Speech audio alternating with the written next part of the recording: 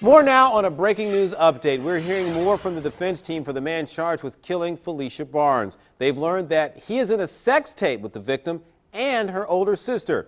Cheryl Connor spent time talking with 3 attorneys tonight and joins us with more on the case and a really bizarre twist here. Yeah, Rosie, and the defense team tells me they knew about the tape, but they were holding off on using it to protect the reputation of Phylicia Barnes and her family. Now they have no choice but to defend their client, Michael Johnson, and that, they say, will help their case. A team of defense attorneys is now coming up with a plan on how a sex tape involving their client will play into the trial. 28-year-old Michael Johnson is charged with killing Phylicia Barnes, a North Carolina teen visiting her family in Baltimore for Christmas 2 years ago. What's disturbing about this is that one of the people happened to be a sister, an older sister, an adult, who's engaged in sexual conduct while her sister is engaged in sexual conduct. And it's not with Mr. Johnson.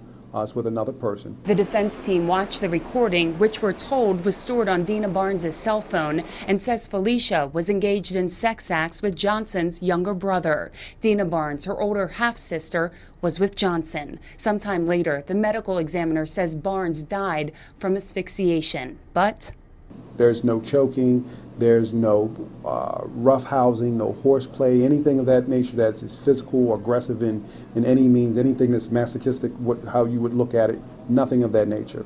The defense has to respond to the state's request to close the courtroom for over 16 minutes while the tape is played, but open it back to the public while Dina Barnes is on the stand. Prosecutors don't typically speak before a trial, so we don't know why they believe a sex tape with minors is worth playing in court.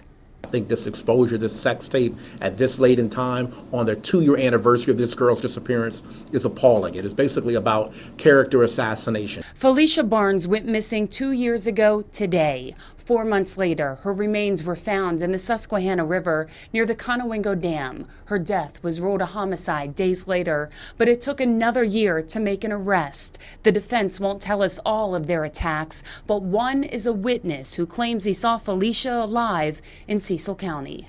The state's contention is that this murder happened in Baltimore City. Otherwise, if the state believed that she was murdered in Cecil County, then this case would be in Cecil County.